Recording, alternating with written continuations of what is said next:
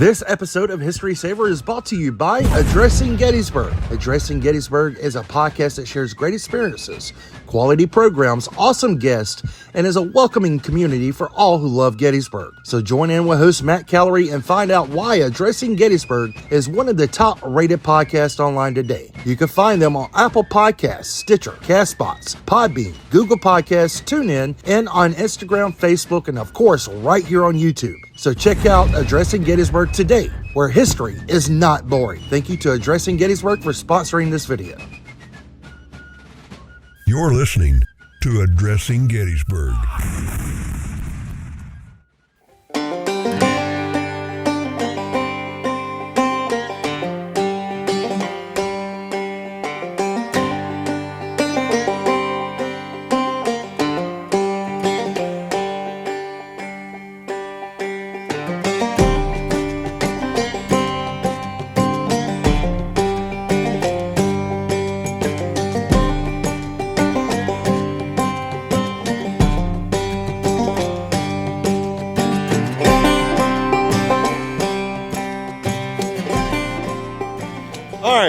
So it's kind of windy out here today, but it is also a little chilly. Yes. But we are here in Manassas, and this is going to set the stage for a ton that is going to happen here in 1861 and 1862.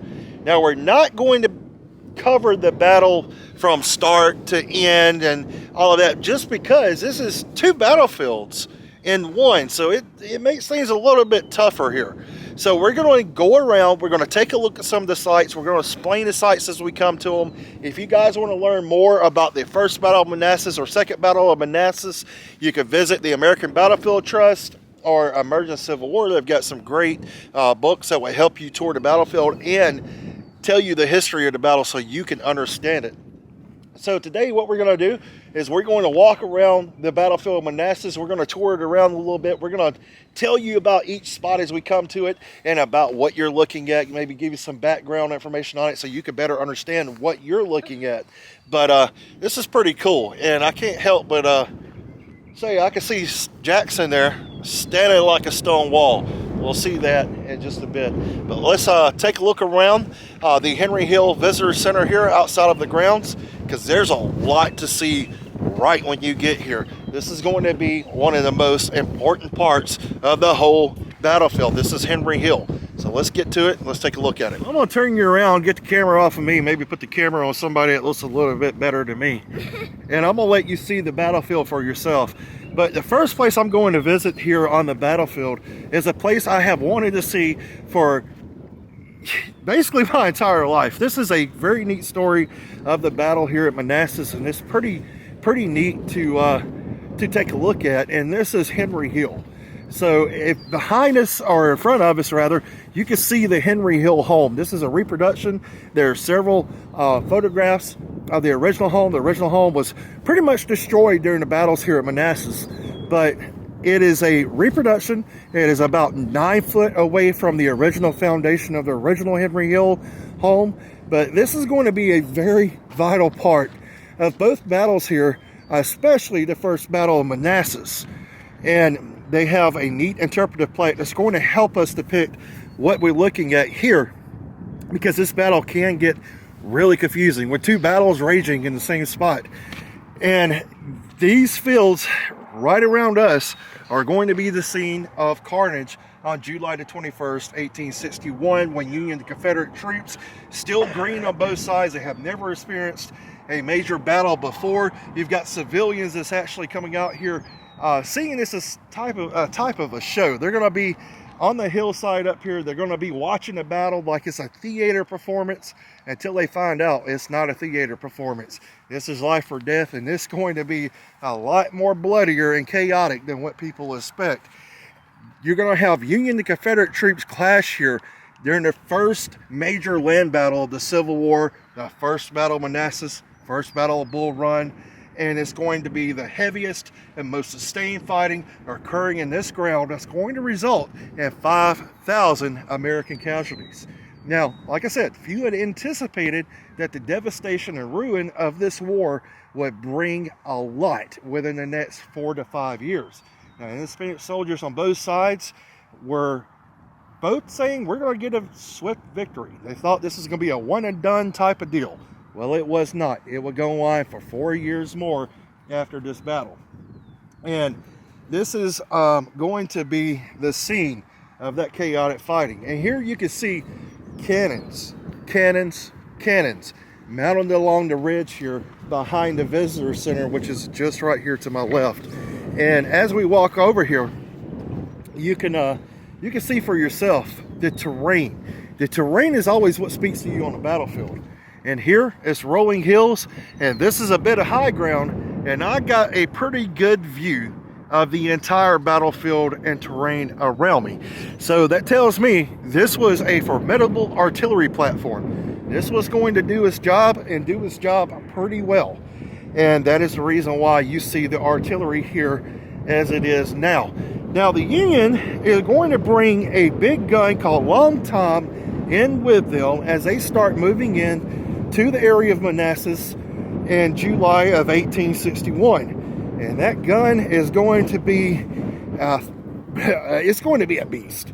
It's going to send out, I believe it was a 30-pound projectile. Now, General Irvin McDowell felt that confident that victory was going to occur right here, and it was going to be at his hand right off the bat. Now, the Federal troops have sent troops over the Stone Bridge area, and then they have flanked the Confederate left, and they were going to hit them from the flanks. Now, was this going to work? Well, on paper, it looked pretty good for McDowell. He had a pretty good plan going here.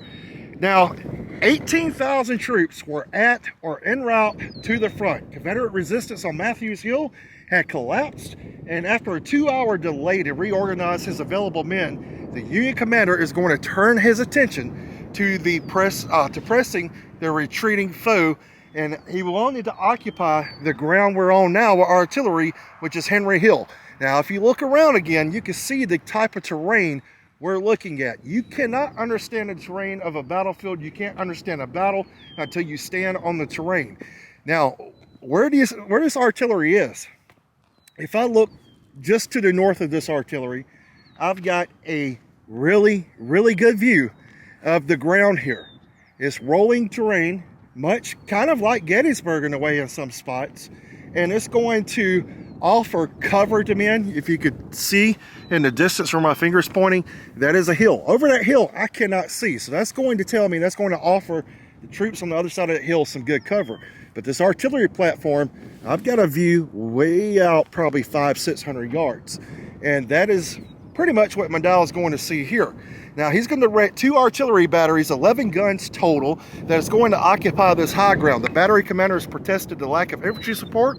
That would make their cannons, their artillery, vulnerable to capture, but the order stood. No sooner did the Federal artillery unlimbered when Confederate batteries would open fire for 300 yards straight towards where the camera's pointing. Over the next hour, the batteries would duel across this field, and suddenly from the far woods became a blood-chilling cry, which was the first time you're going to hear the rebel yell. And through the dense smoke, if you can imagine this, looking at this tree line in front of us, Confederate infantry are going to come out and they're going to swarm the hill. So Captain James B. Ricketts is going to command Company I of the 1st U.S. Artillery. He's going to fall wounded in the thigh while capturing this battery. Now, he is captured by the Confederates, and Ricketts recuperated at a nearby plantation and then was imprisoned in Richmond. But you can see these Federal artillery positions here for yourself, which is pretty cool to see in person. So we're making our way over to another spot here, and this is going to be markers of this 7th Georgia. From what I'm seeing, it says 7th Georgia captured Ricketts Battery on July the 21st, 1861. This is where they're going to overrun the Union guns.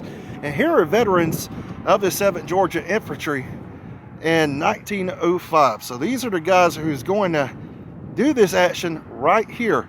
And then it says there were more markers here, but most have disappeared over the course of time. But this is pretty neat to see where these guys were.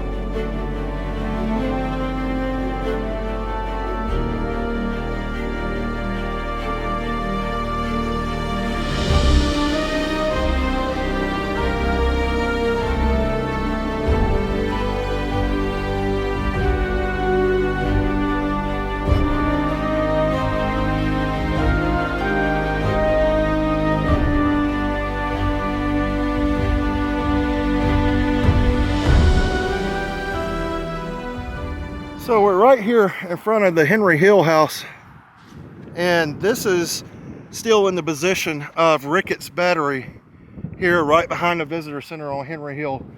And this is where Lieutenant Ramsey of Ricketts Battery is going to be killed on the 21st of July 1861 during the Battle of First Manassas.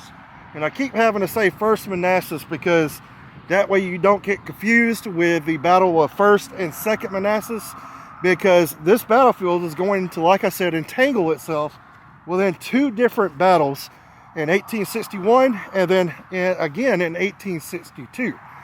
So as we make our way to the reproduction of the Henry Hill house, which is going to sit about 9 foot away from the original foundation of the original Henry house, this is going to be the center of all of this fighting in July of 1861 during the Battle of First Manassas, and then again in 62 in the middle of Second Manassas. So as we walk in front of the home here before we get to it, we've got some markers here. Wade Hampton of South Carolina will be wounded here on July the 21st, 61, First Battle of Manassas. And then over there we have one to our colonel, but yeah, pretty cool. This is where Wade Hampton is going to be wounded. And then over here we have Colonel Cameron of the 70th New York Regiment, who's going to be killed here on July the 21st, 1861. So you're going to have civilians in the middle of this thing, and we're right in front of the Henry house, which is the reproduction you see behind me. The original Henry home is going to sit about 9 foot up a little bit, but Miss Judith Henry is going to be killed when there is an explosion of a shell somewhere in this vicinity in July of 1861 during the battle, First Battle of Manassas or Bull Run. So she's going to be one of the civilians killed in this area that's going to be in the middle of this thing. So civilians are not spared at all. This is something that is brand new to the country. There's never been a battle here, and I mean, they're just thrown in the middle. Wake up one morning, everything is normal. You wake up the next morning, you've got two armies colliding in your backyard, shooting and killing each other. You got explosions going on all around you. So this reproduction of the Henry home that you see here is going to be a representation of the original Henry house. It's going to be right here in the area. It's going to have all of that fighting raging around it. Like I said, the original foundation of this home is going to be about 9 yards or so in front of where we're standing now, or behind, give or take a little bit. So you could come here, you can see a very accurate reproduction of what it would have looked like with the Henry home. Here at the time of the battle, it was painted. You can see some original photographs. The home is going to be completely destroyed, not only with the battle in 1861, but also the battle in 1862. You have the artillery battery of the Union Army right here to our right. That's the one that's going to be overrun by the Confederates as they pop out that wood line right behind the home and make their way over this ridge and overrun this battery here. So all of this fighting is going to occur in their yard. So pretty neat when you think about not what the soldiers' experiences only were here, but also the civilians who's trapped in the middle. You know, a lot of people, they only think about Gettysburg. They only think about the town of Gettysburg, the civilians of Gettysburg. But they forget that every battle of the American Civil War commonly is going to have civilians associated with it. They're on civilian lands. They're destroying farms. They're destroying, you know, these lives that the civilians now have to put back together after these battles. And well, one of the family members here is not going to survive the battle. She's going to be killed in her own front yard by an explosion from an enemy shell. So this is the Henry house as it appeared after the battle. These are some of the photographs we were talking about. And this is going to be after the battle in 1861. In 1862, well, you see there's not much left. That's it. It's completely gone. It was known as Spring Hill Farm, or simply as Henry Hill. And this was overgrown in the summer of 1861. There was a small vegetable garden around this home, an orchard surrounded the home, and inside the home you had 84-year-old Judith Henry, who was bedridden. She couldn't get up out the bed. She was too old to walk. She was too old to work, and the land had been in her family for more than a century. And she shared her home with her daughter Ellen. They hired a teenage slave named Lucy Griffith, who assisted with the chores here of the home. And during the Battle of Bull Run, as it culminated on her property, unaware of the civilians inside the home, federal artillery fired on a dwelling to drive away Confederate sharpshooters that were here in the area. Now, cannon fire started crashing through this house, as you can see it depicted here in the sketch. And it is going to mortally wound the widow who is going to be inside. And she is the battle's only known civilian fatality. By the end, the family's matriarch was dead. The house was in ruin, and the surrounding landscape here was forever redefined by the events of July the 21st, 1861. So you can imagine the sights, the sounds, the horror that must have been right here in the place of this small farm that was in this area. And we're going to continue walking around the Henry home here. We're going to stay with you as we do so. But you can see a shed here that is purely that is pretty period accurate of what the outbuilding would have looked like here of the home. And then behind it, well, you've got a large monument that says, "In memory of the Patriots." So this monument is a pretty cool monument to see. And this is going to honor the dead, the fallen here at Manassas. And this is one of the earliest monuments here on the battlefield. And this is a picture of the dedication on June 11, 1865. That is on the interpretive plaque right in front. So pretty cool. Not a lot has changed here in this location since 1865, as you can see from here to here.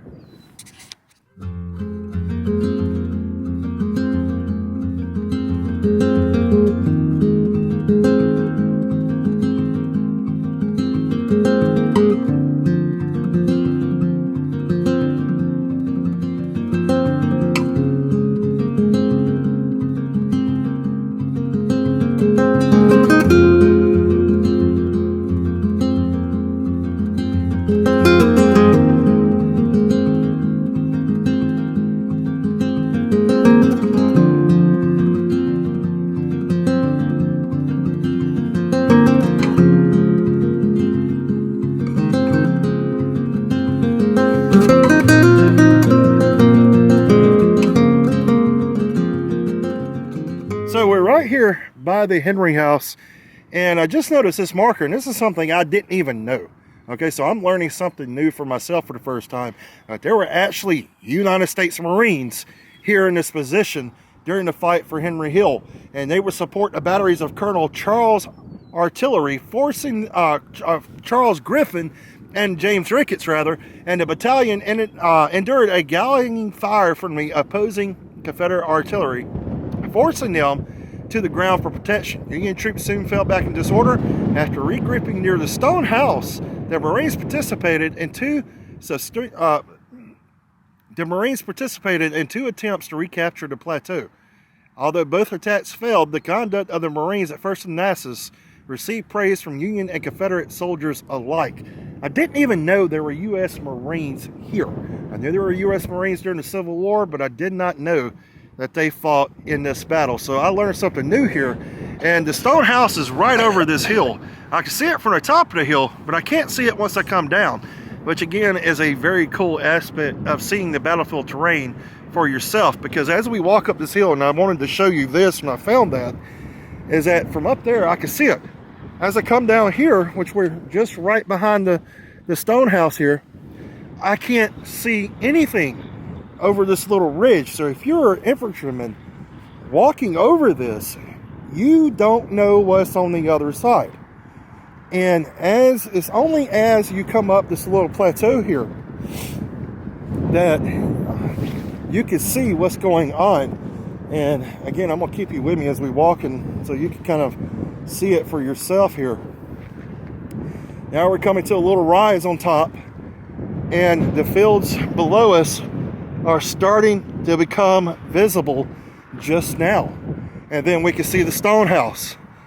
And it's pretty cool to see the terrain here on the battlefield and see how it played a part like this. So yeah, we're gonna continue on and go to our next stop. So we are coming right now to Matthews Hill, which is gonna play a pivotal part in the 1861 battle and in the 1862 battle. Another place I have wanted to stand for a very, very, very long time. Now, the first battle of Manassas is going to start on Matthews Hill, which is the prominent rise about a half mile in front of us right there, right behind that stone house. Now, thousands of Federals were swiftly advancing in this direction, and Confederate Captain John M. Bowdoin rushed 4 cannon into position near this spot to try and slow the Federal attack. Now, the artillerists fired at top speed. They knew it would take massive reinforcements to stop the Union troops from coming through that hill, and Confederate resistance on Matthews Hill collapsed after 90 minutes of combat. They held out for 90 minutes, and through all the smoke and the dust, the fugitives fled past the stone house, which you see just down here, and they're going to go across the Warrenton Turnpike, which you still see now. It looks a lot different though. Now, the retreating rebels are going to scramble up the slopes of Henry and Robinson's farms right here where we're standing in search of a place to rally. And then Bowdoin's gunners are going to fire a few parting shots and then gallop to our rear back towards Henry Hill. But you can see why this will become a major platform of artillery, because there is a clear, unobstructed view of the hill that is known as Matthews Hill right in front of us. And standing here, I can imagine the wave of troops coming over that hill, and Bowdoin standing here ordering his cannons to start pouring in canister fire, solid shot, K-shot, whatever he could get up there. So it's pretty cool to stand here and imagine that. And I think she thinks it's pretty cool too. She's been looking around chasing birds and bugs and squirrels. So there's plenty of those here too, but for me, it's the imagining of what's happening here on this ridgeline.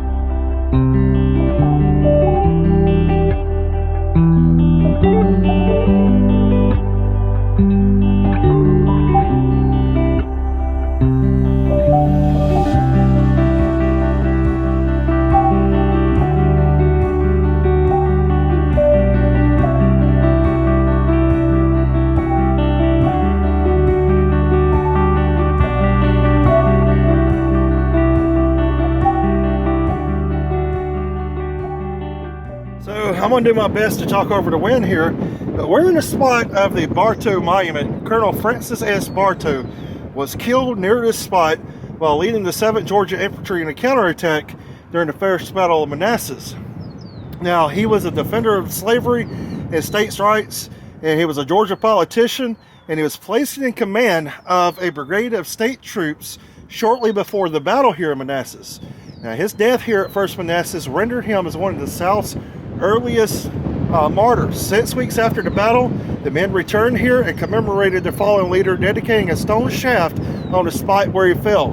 And the monument was possibly the first erected on any Civil War battlefield, but it disappeared by the following spring. And the current marker is here dates to 1936. But the original marker once stood somewhere in this spot. And you can kind of see a stone there with a circle in it, which is, I think, the original spot of the first marker. But he had said to his men, "They have killed me, but don't give up the fight." And you can see the 1930 was marker here, born in Savannah, Georgia, 1816, mortally wounded on this spot, July 21st, 1861, commanded the 7th, 8th, 9th, and 11th Georgia, and also the 1st Kentucky regiments. So he was the first Confederate officer to give his life on a battlefield. Now, also, right up the hill from him is one of the monuments I've wanted to see most for I don't know how long, and that is General Thomas Jonathan Jackson, better known as Stonewall Jackson. And this is going to be a place that I have wanted to see literally forever. This is where Stonewall Jackson is going to receive the name Stonewall Jackson. When, well, we'll get to why in a minute, but look at this monument. There is Jackson, standing like a stone wall. So here at the Stonewall Monument, Stonewall Jackson Monument, First Battle of Manassas, July 21st, 1861. Thomas Jonathan Jackson, 1824 to 1863, after he died at the as a result of the Battle of Chancellorsville, being shot by his own men accidentally. And the words, "There stands Jackson like a stone wall," engraved on the side. This is going to be the spot where he's going to receive this very famous nickname. And this is erected by the state of Virginia in 1938. So this is the spot where Jackson is going to receive this nickname from the quote that is said, "There, look, there's Jackson, standing like a stone wall. Let's go and assist." And it was something to that effect that was uttered by one of the commanders here, and he is going to be killed in this spot a little bit later. But he sends his brigade up to aid Stonewall Jackson in this spot as he's fighting in this position. And there's an interpretive plaque that's talking about the raising of this monument here to Stonewall. And if we walk over here, well, there's another monument that we want to check out. So this is the monument to General Bernard Elliott B. And he is going to be from South Carolina. He is commanding the 3rd Brigade Army of the Shenandoah, and he was killed here during the Battle of First Manassas, 21st July, 1861. And just before his death, to rally his scattered troops, he gave the command, "Form, form! There stands Jackson like a stone wall. Rally behind the Virginians. Let's go give aid and assistance." And he's going to be killed right after that, somewhere in this general vicinity. Now, a lot of people think just because a marker's here, well, this is the exact spot where he's killed. No, it could be several yards this way, several yards that way. I mean, reality is we wasn't here. The soldiers were. So, but they all said, or most of them said, that B is going to be the one who's going to do this quote that's going to make Jackson so famous after this battle, and the name Stonewall is just going to stick. And from then on, for all eternity, the man on top of the horse you see in front of us is going to be known as General Thomas Jonathan Stonewall Jackson. And he's going to be killed at Chancellorsville just a few years later in 1863, accidentally at the hands of his own men. And we will be at Chancellorsville a little bit later in this series. So, and we will talk about what happens there in Chancellorsville. But this is the sites that Stonewall Jackson was looking at on the 21st of July, 1863. How cool is that? So pretty cool we get to see the actual spot where Stonewall Jackson once stood. And we're still around the visitor center. As you can see, there is a lot here on this single piece of the battlefield, but there's a lot of battlefield here as well. So we're gonna see a few more things, then we're gonna get out of here. We're gonna head to the next spot on the battlefield, get in the car for a few minutes because it's cold, and she's about to kill me if I don't come home. Yeah, so we're gonna get out of here and in just a minute after we see a few more things, and we're gonna head to the next spot on the battlefield, and then we're gonna go to the next place. I carved my name out on the ground too. Yeah, she left her mark here in Manassas. Pretty cool. Let's see what else Manassas has to offer. So here's another killed in action marker. You can see these are vastly different from what you usually see, but this is where Colonel Thomas of Johnson's staff is going to be killed during the First Battle of Manassas. And then there's another right back here. We're dodging water puddles. And let's see what this one is. So maybe she could tell us what it is, because I'm getting tired of talking. Maybe she could talk. What does it say? Lieutenant William P. Lieutenant William P. Mangum of the 6th North Carolina, son of Senator Mangum, was mortally wounded here. On July 21st, 1861. There we go, July 21st, 1861. He is going to be mortally wounded here. And then we're headed to probably the last marker we're going to do here. And even then though we are leaving because it's freezing cold out here. Because it's freezing, we're going to another portion. And there's some water. As you can see, we're dodging water everywhere. Oh my gosh, there's literally water. There's water coming right there. So we're going to go right here. And we're going to check this out. And then we're going to move to another section of the battlefield. Check it out. And then, Leaving. yeah, we're unfortunately probably not going to see everything. There's a lot to see here. Yeah, like it's a whole entire, it felt like a whole football field. It felt like a whole football field. Well, actually, it's about 5 of those. Oh my gosh. I don't know. So this marker is going to talk about turning the tide that we're walking up on. And this is just you guys exploring the battlefield with me. Because I know bits and pieces of this battle. But it says the Confederate Army had been fighting for a time. Efforts to delay the enemy's advance bought that time to, in blood, essential hours that allow Southern reinforcements to reach the battlefield. Many regiments marched up from defensive positions downstream, and others had disembarked for trains at Manassas Junction. All moved rapidly to the front, many by following the growing sound of battle. The arrival of the Confederate reinforcements coincided with the Union advance to Henry Hill. The 33rd Virginia Infantry deployed here behind this fence and waited tensely under enemy bombardment. Huh. So this is where the 33rd Virginia was. Pretty cool. All right, so we are going to leave this portion of the battlefield, head to another portion of the battlefield, and yeah, see what else we see here. And you guys are gonna come along with me. One thing, if you do not see me in the video, I'm probably clocked out sleeping. She says she's probably gonna be clocked out sleeping. That's okay, she's cold. But we're gonna go check things out. And well, my co-host is taking a dupe on me.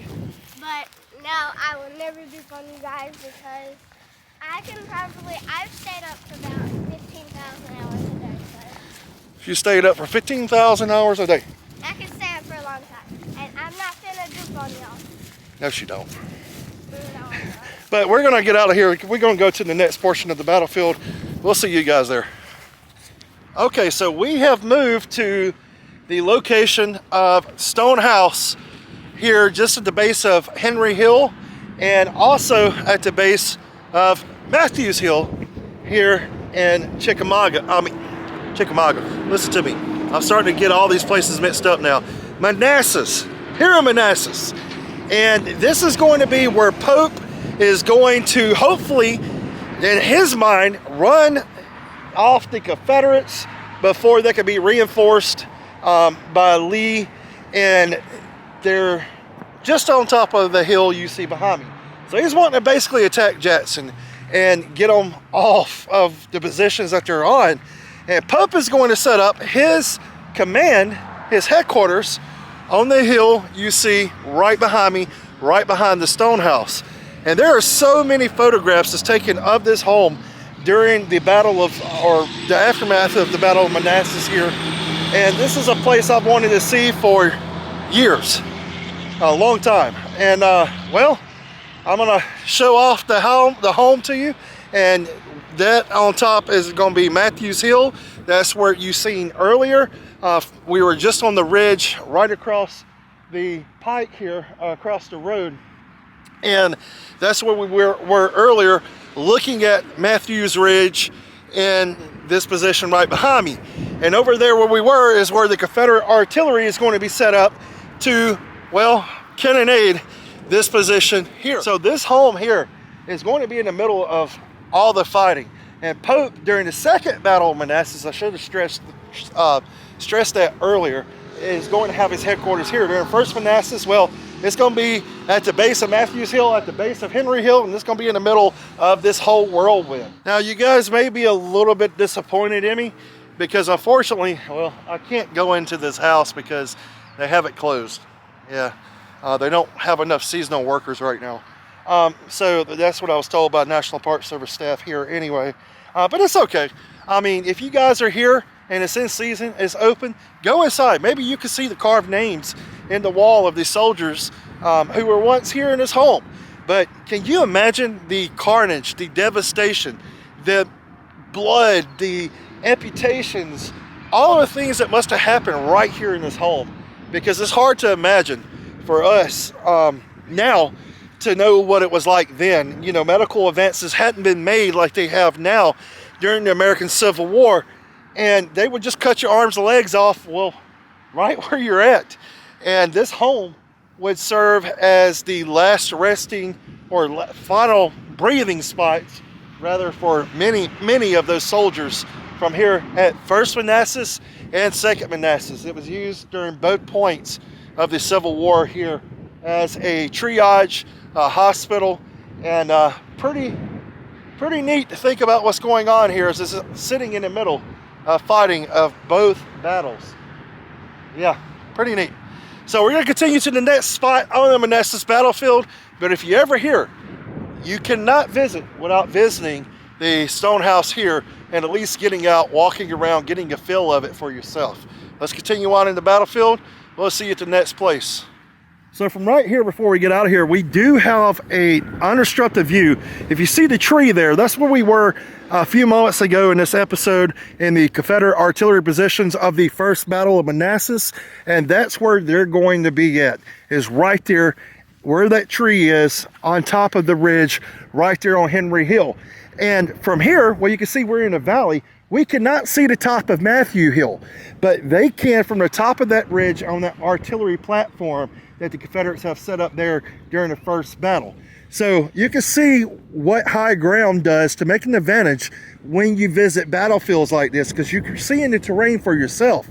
I cannot see the top of Matthews Hill. I can't see anything other than the ridge line that's in front of me. I don't know what's over the top of that. So that really tells me a lot when researching a battle like this, about the terrain, the places on the field, why things would happen in certain places of the field. The terrain tells us everything. Pretty cool.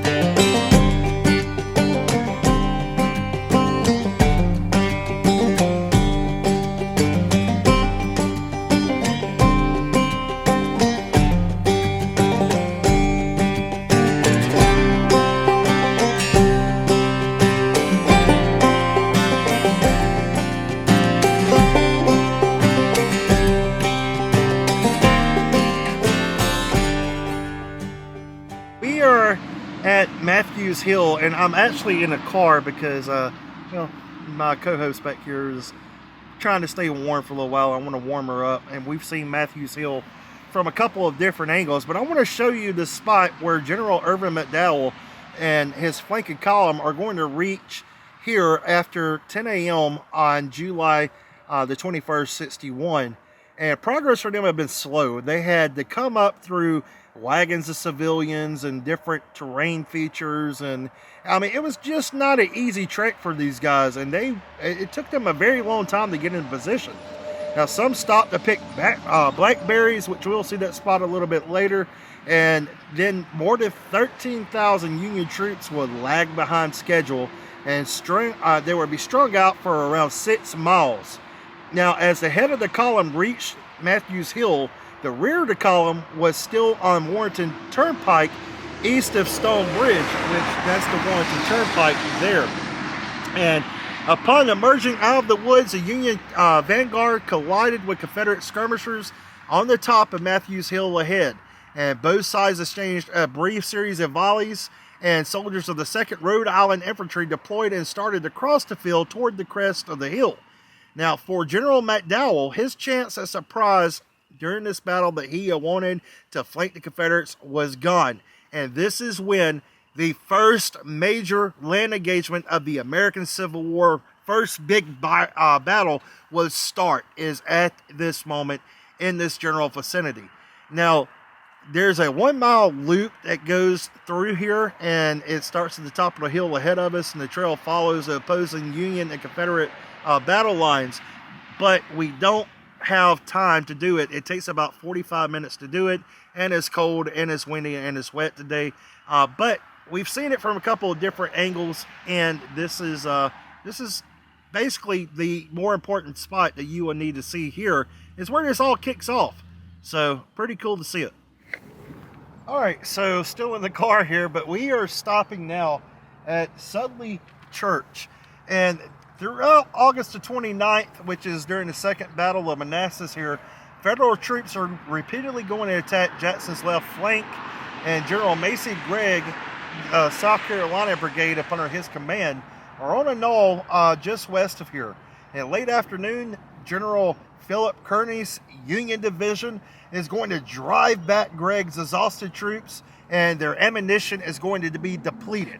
They're not going to have any ammunition left, and only darkness prevented a fatal collapse of the Confederates at this time. The Union almost won this battle with this situation.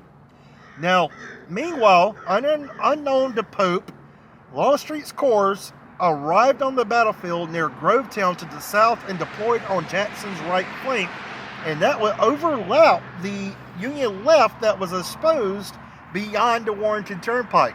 But more than that, this church is going to serve the wounded, and that will be for both battles here. And this church is, of course, not the original. The original now is long gone, but this is where it actually was. So pretty cool to see the spot of the Sudley Church.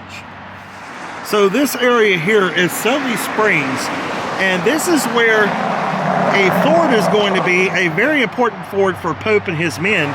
They're going to push here, they're going to stop, they're going to get canteens of water out of the stream that's already saturated with blood, and out of the spring that's already saturated with blood.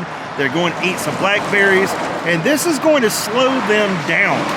But this is an important ford where they once crossed, so you can actually come here and walk down there and see this for yourself. Unfortunately, we're not doing it, but there's a very cool episode on the American Battlefield Trust from the anniversary here at Manassas that you can go view. Gary Edelman is down there, and it is a very neat episode to check out. There's some original photos that's taken in that spot, and we'll put those up here. But Gary Edelman also references these photos and takes them from the same exact spot as these were taken. So pretty cool to see the photos before and after. And unfortunately, we're not going down there today just because of time constraints and weather, but pretty cool to see this place in person.